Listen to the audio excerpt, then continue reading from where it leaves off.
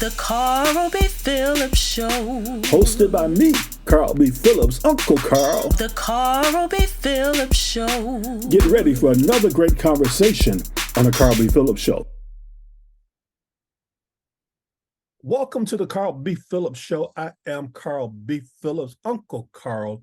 On today's show, I have my big bro, Detroit native recording artist, multi-talented musician, producer, arranger, songwriter, one of the principal owners of the Intercorp Music Group, and co-owner of the MAG Media and Entertainment venue. Please help me welcome my big bro, Gregory G. Pearson. Hey, so happy to be with you, Uncle Carl. So, we're two grumpy old men. Right, definitely. Put us together. We got over 100 years in gospel music. That's a definite. Yeah. So my first random question for you, Greg. What is the most outdated piece of technology that you own and actually use?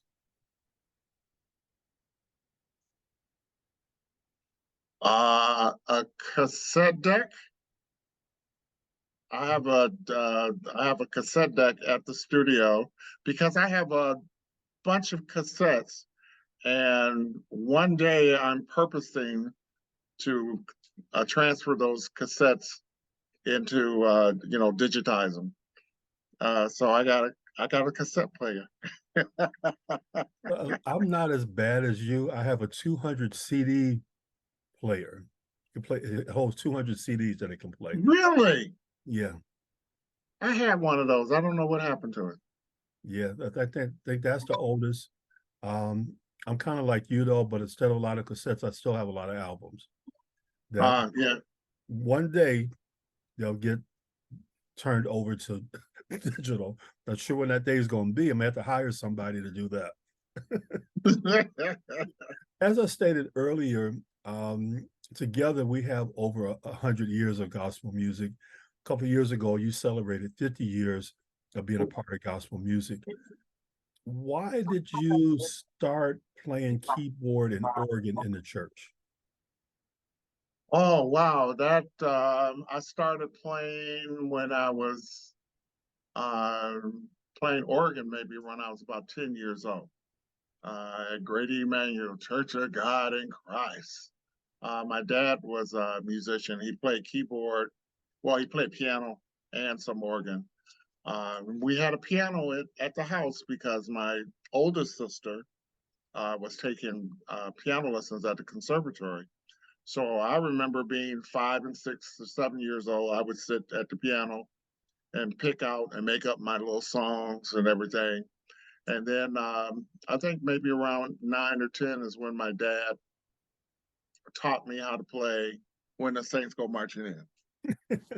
So, the Saints. Yeah, go marching. And so, so after I learned the song and kind of perfected it, I got my cousins together and we formed a group and just sing that one song. And so the church got the very first organ, I think when I was about 10 years old, and I just went crazy over the fact that, and I told my dad I wanted to play that. And, they anointed my hands and everything. And then my oldest brother, he bought me a Hammond organ to have at home. Wow. And when you purchase it, he purchased it from Grinnell's. And when you purchase a instrument from Grinnell's, they give you so many lessons for free. And so, the lessons was teaching me how to use the organ, the drawbars, pedals, and all that stuff. And, so I took probably about 10 lessons before the lady said there was nothing else she can teach me.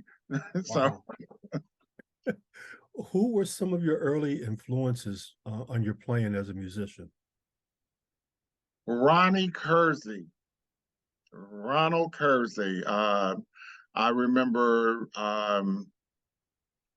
playing Maddie Clark's albums, her LPs, Write My Name Above, and some of the other songs, and just to sit there and just listen to Ronnie play the organ, and I just wanted to mimic his style. And I just not knowing that that in my older years that I would meet Ronnie and play with him on certain projects and stuff like that. Wow. And yeah, so he was like my mentor, once I got older. But I enjoyed listening to him. Billy Preston was another one that I would listen to. I ended up playing with him when we did the Pioneers of Gospel video recording. And I think the third person I would say would be Alfred Bowden. I would sit there and listen to his album just like continuously over and over and over again. I think I wore that album out. I forgot you were part of, and this is on my list, but the Pioneers of Gospel, man, that was such an awesome video. To be there with so many legends in gospel music, Donald Vales, Jeffrey LaValle, Yeah, Mighty Clouds of Joy, Williams yeah, Brothers, the Caravans. yes. What was that experience like for you just to be in that room? Man, it was really awesome. It was like the Craig brothers were there. The Hawkins, Edwin and Walter Hawkins was there. Albertina Walker. I mean, the who's who of Black gospel music, and for me to be able to be in the midst of that, and also share the organ with Billy Preston and Patrick Henderson, it was just, I think that was one of the best experiences of my life musically. Wow. Now, you have been Church of God in Christ all your life. All my life. All of my life, you've been called. You cannot join it. You gotta be Gotta born be in it. born in it. Huh? You were born in Kojic. No. Our new words are by God appointed, to be anointed, to be the Church of God in Christ. That's our new words. Oh, you played for the National Church of God in Christ Convention. What was your role, and what did you learn from that experience? Yeah, I was one of the national organists for about 25 years, and I brought up Ronnie Kersey. I actually took Ronnie's spot. Ronnie was the national organist, and he decided he was retiring, and he recommended me. Uh, and it was a great experience to be able to, and you learn one thing about you see too much. you see too much, so you got to be good and save.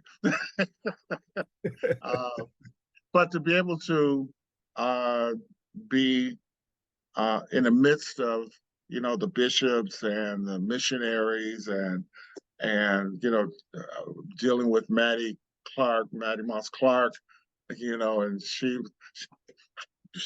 how Maddie Maddie was right, and but it was great. I got to meet some great people. I was able to meet President Bill Clinton and a lot of the civil rights icons and everything. So it was great. It was a great learning experience because playing for a national convention is totally different from playing at your local church. That's a whole different ball game, and it's everybody just can't do that. It's not for everybody. Let's talk a little bit more about family. Okay. Your brother Curtis, Yes. organist also. When are we gonna get a Pearson Brothers recording? Actually, the thing with Kurt and I, we're like two ships passing in the night. It's hard for us to be in the same place for too long at the same time. I was blessed and fortunate for him to be a part of the my new release, Never Turn Back. He kind of redid. He did some of the music between him and Demetrius Neighbors, and he's also on the organ. So I'm really proud that we were both, I was able to have him on that project.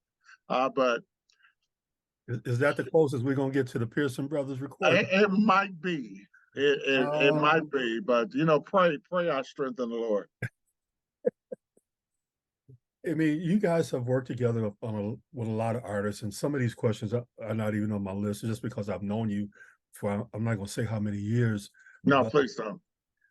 starting with Oscar Hayes and Abundant Lights with their first recording with the Got to Tell It, and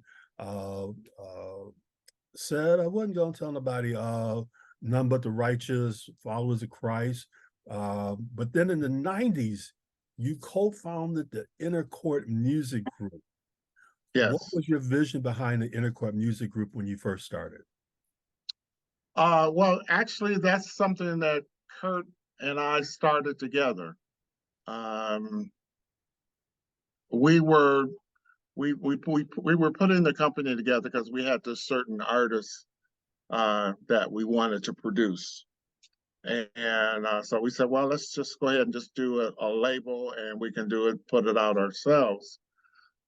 Things kind of fell through with that artist. Things just didn't work out, and it turned out to be Darius being that first artist on the label. But our vision was to have something for Detroit that we could say it was from Detroit, and we can put some Detroit people on projects. So Darius Twyman, I've got a job. Oh, I'm not supposed to sing. I'm sorry. Yeah, please don't. His Image. Yes. I'm trying to think of some of the other projects that We came. did the Midwest Regional Choir. Right. So a lot of great music that came out. Then you decided to kind of switch it over to, instead of a label, to just a recording studio. Yeah, recording studio and a production company. Okay, talk about some of the people that, as a recording studio / production company, who are some of the people you've had an opportunity to work with at Inner Court Studios? Oh God, it's been like hundreds of people. Some of the most notable would be Shirley Caesar, the Clark sisters. We were involved with the Donnie McKirkland, Karen Clark duets, and they won a Grammy for that particular song. So I still got to get my Grammy placard to put up on a wall. I keep forgetting to call and get it done. Michael Fletcher Chorale, this guy named Carl Phillips. I did. Wait a minute. You got to get it right. It's Carl B. Phillips. I was truly honored to be able to do his project. Demetrius Neighbors has done quite a few projects. Did Kiera Sheard did hers. I'm trying to think of the stuff that's on the wall, my wall of fame. I did what's the SOG? What's Larry Callahan? Larry Callahan. I did one of his projects, one of his first projects, along with Steve Anderson.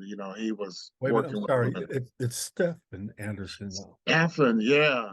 Yeah, he's no longer Stephen. He moved to Texas. Now he's Stephen. He's just Stephen. He's Steph.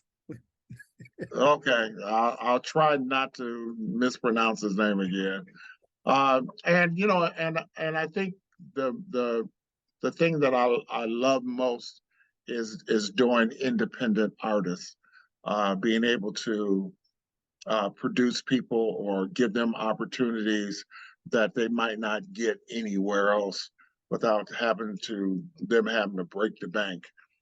So my focus has not just been on established artists or nothing like that, but I got like hundreds of independent artists that I was able to make their dream come true.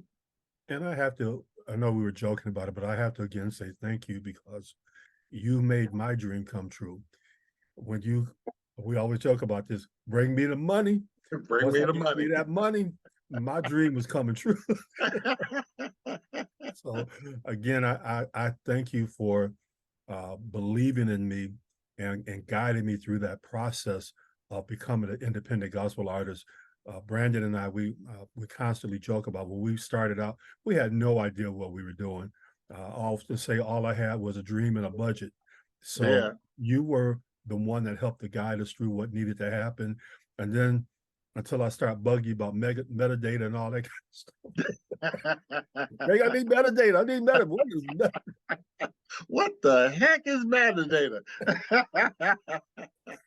So I'm sure myself, along with a lot of other indie artists, are really grateful for what Intercourt Studios have done to help to get their projects out there.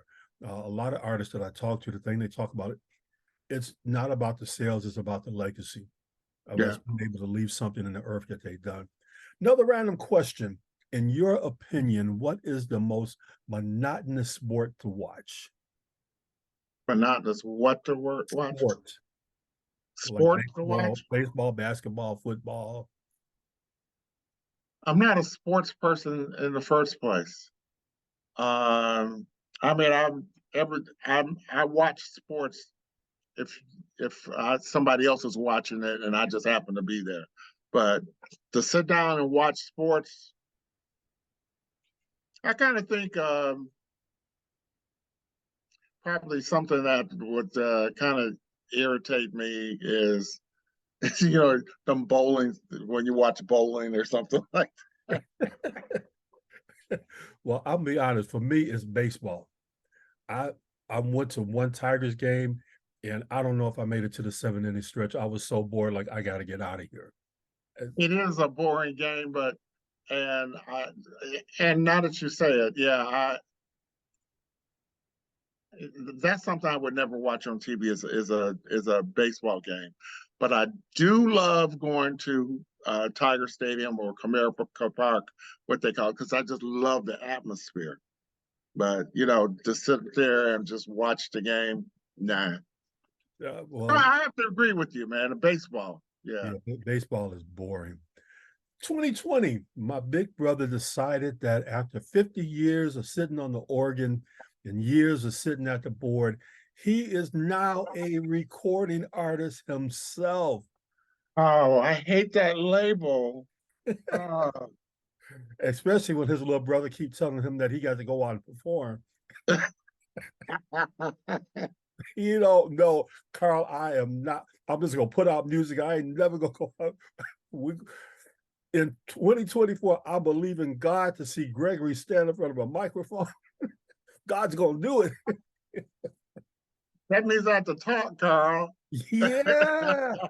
You gotta remember stuff, gotta make sure you got on the right outfit and got your glasses clean. You gotta remember scriptures and all that stuff. Oh no. See, now you said that I pushed you into a certain area. Now you're trying to push me into that Payback, area. payback, payback. You gotta get you out there. If I had to throw a concert myself, Gregory G. Pearson gonna be the featured artist. Woo! Pray for me. What was your decision behind stepping out again as an artist after all your years in the background? Um, as you said, I was celebrating 50 years of being in the gospel music industry. Um, and I just said, you know what? I've been putting out music for everybody else. I wanted to leave that legacy, like you said, uh, to say that I did put something out. And I actually had planned to just put that one song, Your Deliverance, out, and that was it. And I guess the bug must have bit me. I ended up putting out a Christmas project, and now I'm working on my third single. Um, Let's talk about your deliverance. Of course, somebody close to me, dear to me, James Murray, um, who passed right before the single came out. I think, Yes. yeah, right before the single came Mhm. out. Yeah. Talk about recording that song and what it was like working with James on his last recording. Well, actually, it came about the church I was playing for. I was doing, and we were in a COVID season, so I was doing those videos of the service, and I would have the choir send in their video of a song. You had all the little choir on the video, choir members, and so one of the songs I was recording for the church was "Your Deliverance," and the person that normally led it had come down with COVID, and so I said, okay, let me bring James in to record the lead on it, and he came in and recorded it, and then when I submitted it to the pastor, he didn't want to use it because James wasn't a member of the church. Oh, wow. Yeah, so it was. I said, wow. I said, I put all this time and effort into this song. I said, I can't let it go to waste. So I said, okay, I'll put the song out myself. And I put new background on it, brought singers in, had them do their videos. Stefan was on it. And my wife, she was on it. Um, and it started it. And the funny thing about it was I just had in my mind that I was just going to put the song out.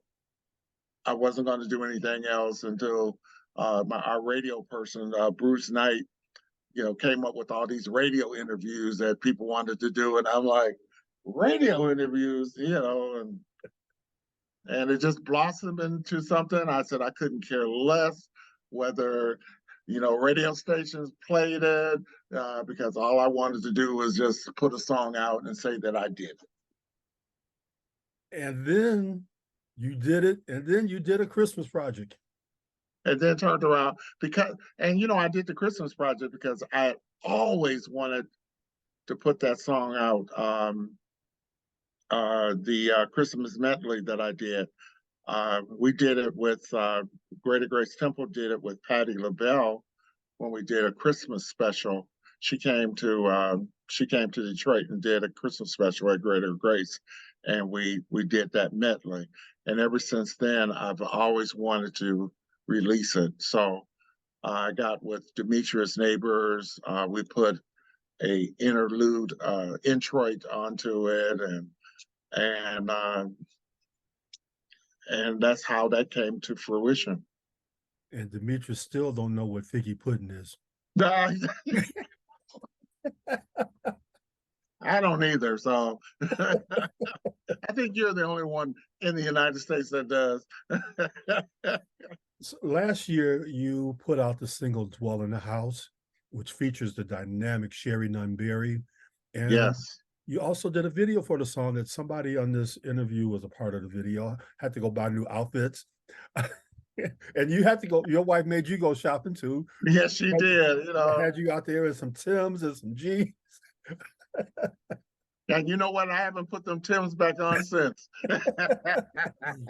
Wait till the winter come along and you have some snow. You be like, where are my Timbs at? I won't be here. Oh, I won't be here. Thank you. Talk about the story behind Dwell in the House, and the story about your vision behind the video for the song. Okay, Dwell in the House was a song that I wrote along with Demetrius about 10 years ago. I, I was on my way to the studio, and all of a sudden it just started coming to me. And when I got to the studio, Demetrius happened to be there working on something else. And so him and I sat down and we kind of thrashed it out. And the funny thing about it is when we wanted to demo it, we called Sherry. Hmm. Sherry came out and did the demo for the song because I was going to give it to another artist to put on her project.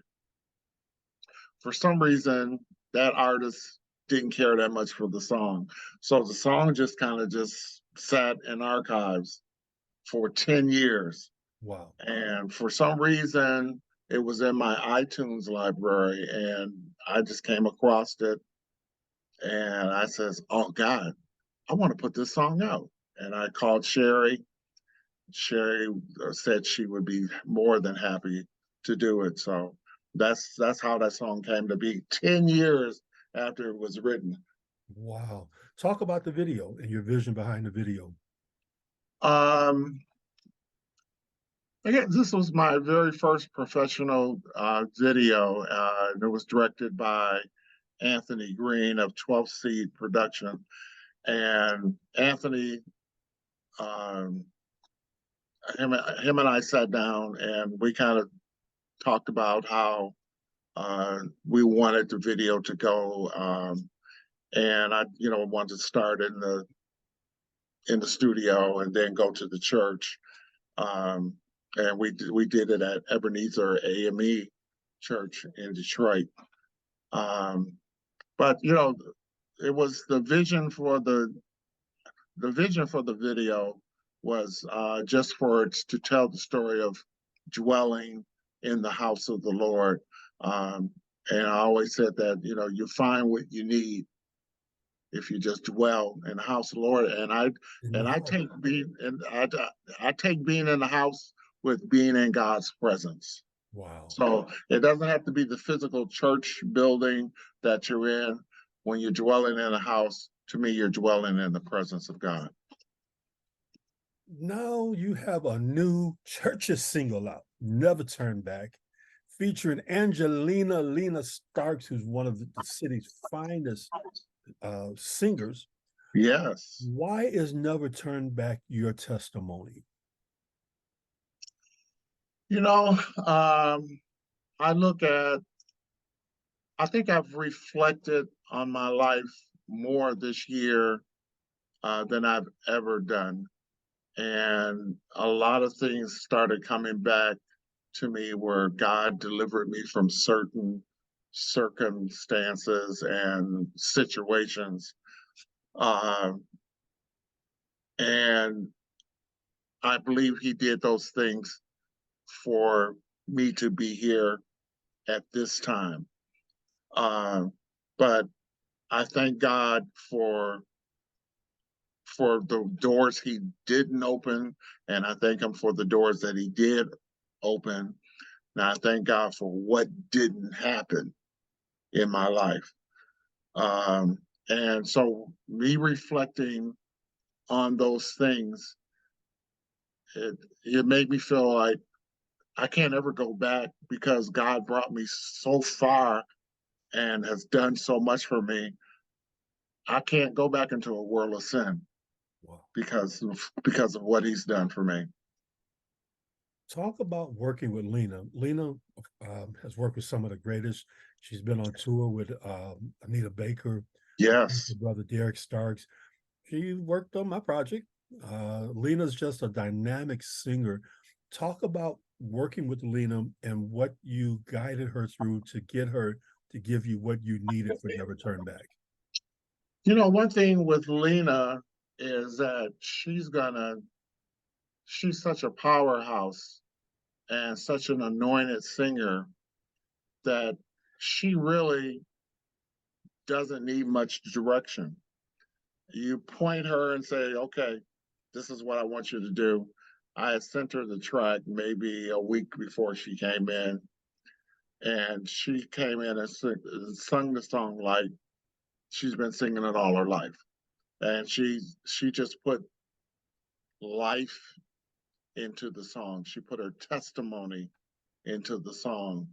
And I don't think I could have gotten anybody better to do it. I had a couple other people in mind that I wanted to lead the song. And me and Demetrius, we were kind of talking about it and fretting over, oh God, this person we can do, this person we can do it. And then all of a sudden, one of us brought up Lena. And when her name was brought up, we just like fireworks went off in the room. And it was like, Yes. Why didn't we think of her in the first place? But Was Lena came into the studio and she had us on the floor. wow.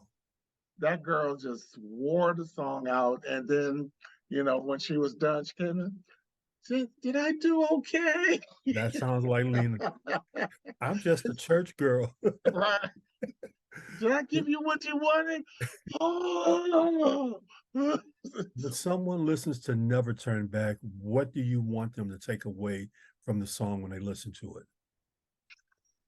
I want them to be able to reflect on their lives and where God has brought them from, just like I did, and and be able to declare that God has brought me this far in my life, and I can't see any other way of being but being with God and thanking God for what He's done. So to let them know you don't have to go back, never turn around. That's what's in my mind. So if people want to follow you, if they want to download your music, they want to contact you, they want to come to the studio to record, how can they reach out to you? You can reach me on Facebook, Gregory Pearson Music. I'm on Instagram, Gregory G. Pearson. I'm on Twitter or X, whatever they call it now, under Greg Pearson Sr. And my website is innercourtgroup.com. Greg, Is there anything else that I missed, Carl? I don't think so. I'm proud of you for remembering that much. So Greg and I, we've had the privilege of hosting a YouTube show that's called In the Studio at Inner Court Live. Did I get it right? In the studio at Inner Court Live. Yeah. So you guys get a chance, go to YouTube and look up In the Studio Inner Court Live and check out our YouTube show that we did. And you'll see why we're two grumpy old men. Right. As we wrap up, Greg, any final words? Well, I just want to thank God for what He has done in my life, and given me a second chance at some things, and He's blessed me with a wonderful wife who's the joy of my life, and my son Greg II, who is a fantastic musician in his own right, and because of all the great things God has done, I'm going to make sure that I always dwell in His presence, dwell in His house, and I will never turn back. You see, now you're ready to go out and do a concert, Greg. Everybody, again, thank you for tuning into the Carl B. Phillips Show. I am Carl B. Phillips. I've enjoyed this conversation with my big bro, Greg Pearson. Again, as a reminder, remember to work like you don't need the money. Love like you never be hurt. You ready to dance, Greg? And dance like no one's watching you. God bless until we meet again. The Carl B. Phillips Show. Thank you for listening to the Carl B. Phillips Show. For more information, go to carlbphillips.com. The Carl B. Phillips Show. Follow Carl B. Phillips on Instagram so we can stay in contact with each other.